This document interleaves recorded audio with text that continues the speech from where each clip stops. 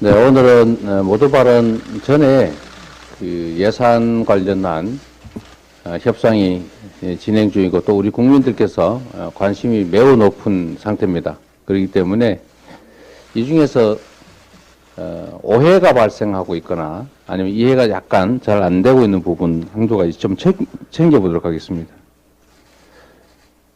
우리 정책위에서 지금 예산안 협상 중이죠? 그렇습니다.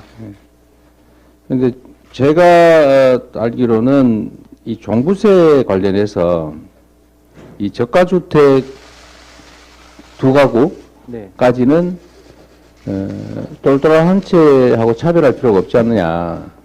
물론 이견들이 있겠지만 그래서 여기까지는 좀 종부세 완화하자. 이게 당의 입장이라고 알고 있고 또 금투세 문제 관련해서도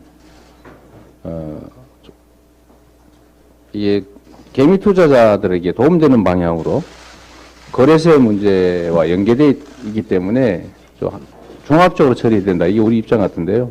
하여튼 제가 말을 해도 무슨 소리 잘 이해가 안 될 수도 있기 때문에 우리 정책위에서 잠깐 그거 설명 한번 먼저 하고 넘어가겠습니다. 네, 종부세는 저희 당 방침이 3주택 이상 다주택자는 누진과세 하되 저가 1가구 2주택자는 1가구 1주택자 종부세 기준이 11억이므로 11억 이하의 저가 다주택자도 1가구 1주택자 수준에 맞게 종부세를 낮춰주자는 게 저희 당 방침이고요.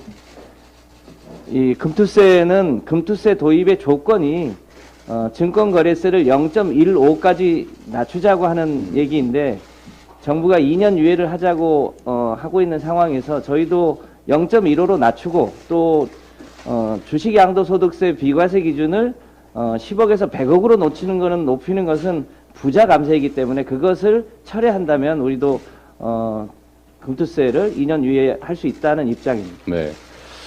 증권 거래세를 낮추는 거하고 또 금투세를 부과하는 것은 사실 동전의 양면인 거죠.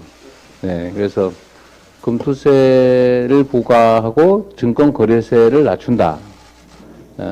그런데 지금 정부에서 증권 거래세 부분은 손을 안 대고 또 100억까지 면세를 해주자고 하면서 금투세까지 유예하자는 것은 이게 문제가 있다. 그러니까 우리는 금투세 문제는 2년 유예 동의하니 필요하다고 하니 동의는 하는데 대신에 그 똑같은 다른 측면인 증권거래세도 낮추고 100억까지 그 면세 주자 이런 주장은 철회해라 그 말이죠. 그렇습니다. 네. 네.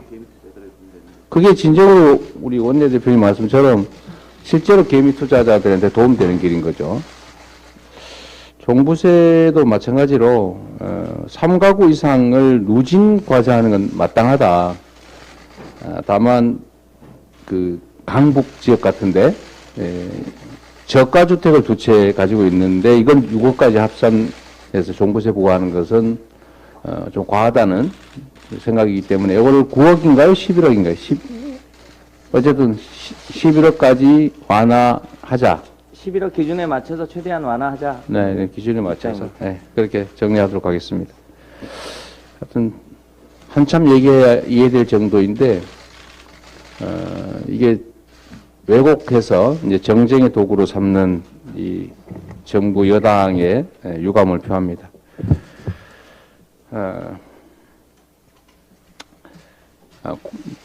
공포 정치가 우리 사회에 그림자를 들이우고 있습니다. 우리 사회 각 분야에서 피 흘려서 그리고 목숨 바쳐서 만들어온 민주주의가 후퇴하고 있습니다. 포근한 보호자여야 할 국가 권력에 대해서 공포와 불안을 우리 국민들이 느끼고 있습니다. 민주주의의 근간이라고 할 수 있는 표현의 자유, 언론의 자유가 침해되고 있습니다. 정권의 입맛에 맞지 않는다는 이유로 탑승 거부라든지 온갖 제재를 하고 있습니다. 사정기관들이 무차별 압수수색으로 우리 사회 각 분야에 불안감과 공포감을 조성하고 있습니다. 기업과 경영하는 사람들은 그 예상 못한 국세청 세무조사 때문에 불안해합니다. 우리 공직사회는 또한 감사원의 무차별적인 정책감사 등을 빙자한 감찰 그리고 조사에 얼어붙고 있습니다. 아무도 일하지 하지 않습니다. 권력을 남용하는 공포정치로 민주주의가 질식해가고 있습니다. 이제 국정원도 정치 개입에 그리고 불법 사찰의 어두운 그림자가 드리워지고 있습니다. 국정원이 최근에 대통령 지시에 따라서 고위 공직의 대상자를 광범위하게 신원조회할 수 있도록 시행규칙을 개정했다고 합니다. 이것은 신원조회를 빌미로 국정원에 국내 정보를 무제한으로 수집할 수 있는 권한을 부여하는 것입니다. 정보기관 개혁이라는 시대적 과제에 정면으로 배치되는 일입니다. 신원조회에 탈을 쓰고 조난자료, 불법 사찰 이런 망령들이 부활하고 있습니다. 정보기관의 정치 개입 그리고 민주주의 퇴행이 심각하게 우려됩니다. 윤석열 정부는 안보기관을 국내 정치에 악용했던 정권이 어떤 심판에 직면했는지를 직시해야 합니다. 국정원 신원조회 시행규칙을 즉각 처리하기 바랍니다. 화물연대 파업에 대한 정부 여당의 해결 노력이 보이지가 않습니다. 정부의 일방적 요구를 수용하든지 아니면 기존 지원책도 전부 폐기하겠다 이런 엄포만 난무하고 있습니다. 노동의 적대적인 사람은 정치인이 될 수 없다. 제가 이 말을 듣고 정말 옳은 말이다 이렇게 생각했습니다. 그런데 이 말을 누가 했나 봤더니 윤석열 대통령께서 과거에 하신 말씀이라고 합니다. 노동자들을 적대시하는 자극적인 이념 공세까지 벌어지고 있습니다. 결코 올바른 태도가 아닙니다.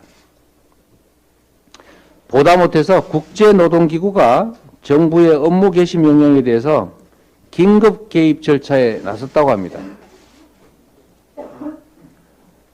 10대 경제강국, 경제선진국 대한민국이 국제사회의 조롱거리가 되고 있습니다.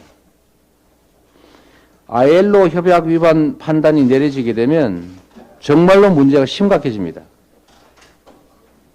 노동후진국이라는 오명은 물론이고 이를 이유로 외교 압박, 통상 불이익에 직면할 수 있습니다.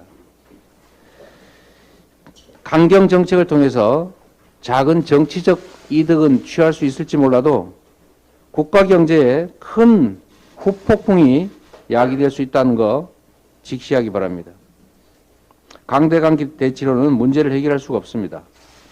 국회가 갈등 중재를 위해서 적극 노력하겠습니다. 여야 양당과 화물연대 간의 3자 긴급 중재회동을 제안합니다. 정부 여당의 대승적 결단을 요청합니다. IRA 문제가 여전히 해결되지 않고 있습니다. 미국과 EU 사이에 IRA 해결을 위한 접촉이 활발하게 전개 중입니다. 우리도 다른 피해 당사자국들과의 공동 대응은 물론이고 정치권의 초당적 대응에도 힘을 모아야 합니다. 지난 4일에 정부 그리고 국회 대표단이 방미에 나서서 우리의 입장을 전달했고 저 역시 미력하지만 이번에 당선된 한국계 하원 의원들에게 협조 요청 서한을 발송했습니다. 국익에 여야가 따로 없습니다. 우리 민주당은 국민과 경제 그리고 기업을 위해서 IRA 문제 해결에 앞으로도 더 적극적으로 나서겠습니다. 이상입니다.